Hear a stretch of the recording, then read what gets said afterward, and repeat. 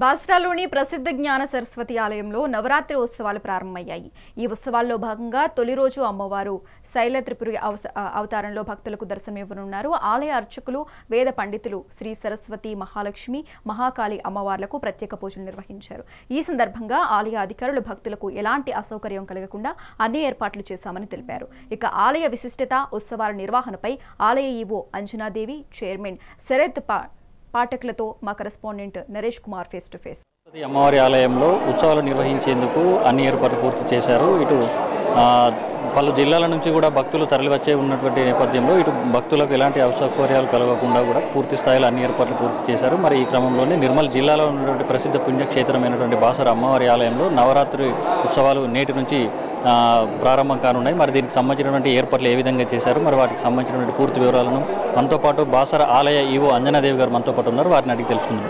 Madam చెప్పండి, ఇటు నవరాత్రి ఉత్సవాల సందర్భంగా నేడు తొలి రోజు, నేటి నుంచి ఉత్సవాలు ప్రారంభమవుతున్నాయి. మరి దీనికి సంబంధించిన ప్రత్యేక ఏర్పాట్లు ఏమేమి చేశారు? శ్రీమాత్రే నమః. ఈ రోజు నుండి దేవీ శరన్నవరాత్రి మహోత్సవాలు ప్రారంభమయ్యాయి. ఈ ఉత్సవాలు 2వ తారీఖు వరకు జరుగుతాయి.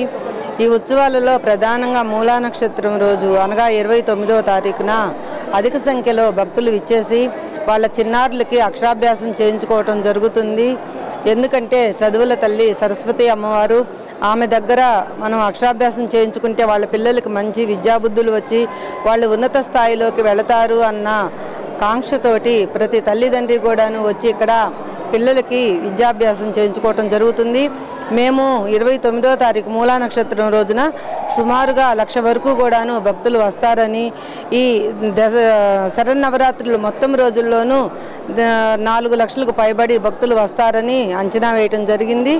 మేడం, ఇప్పుడు ప్రత్యేకంగా మనకు ప్రతి ఏటా ఉత్సవాలు నిర్వహిస్తున్నారు కదా, మరి దీనికి సంబంధించి రాష్ట్ర ప్రభుత్వం నుంచి మంత్రులు కానీ ఎవరైనా ముఖ్య అతిథులు కూడా వచ్చేటువంటి అవకాశం ఉందా?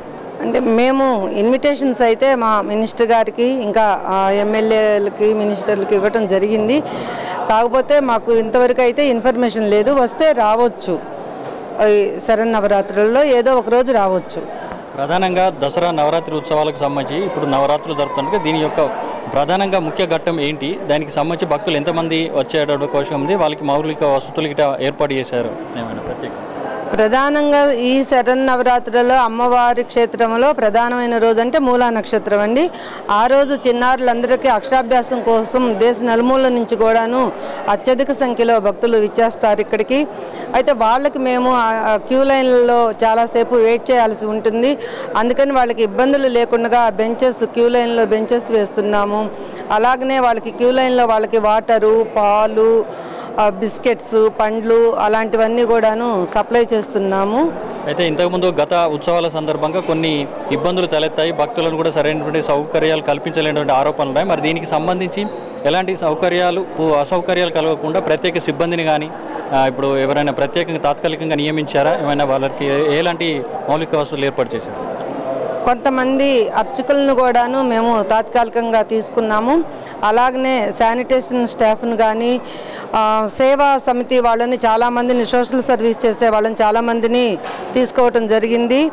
పిల్లలకి పాలు, నీళ్లు, బిస్కెట్లు, ఫ్రూట్స్ ఇవన్నీ కూడాను సప్లై చేయడానికి వాళ్ళకి ఇబ్బందులు లేకుండా ఉండటం కోసం మేము అదనంగా సిబ్బందిని తీసుకున్నామండి.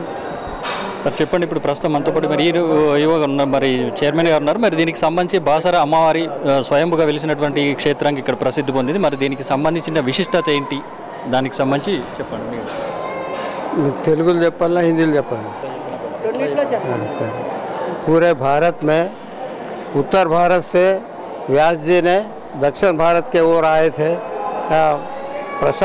उनको अच्छा मालूम हुआ यहाँ गोदावरी नदी तीर और ये घाटी पूरा आके यहाँ पे रोज़ाना उन्हें गोदावरी को स्नान करके मुट्ठी पर रेती लाके एक जगह रखे थे।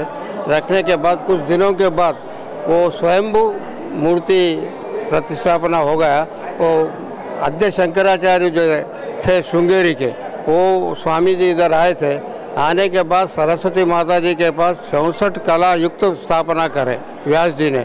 उन्होंने आके देखे ये आने वाला कलयुग है, जो आदमी मन्नत करेगा उसको पूरा माता दे देंगे बोल के आदि शंकराचार्य जो ने आके उन्होंने क्या करे बोले तो यहाँ से 14.5 कला यंत्र श्रृंगेरी पीठ में शारदा टेम्पल स्थापना करें यहाँ से लेके जाके, फिर बाद में यहाँ 1.5 कला यंत्र स्थापना करके ये 1.5 कला यंत्र का प्रवाह है ये सब।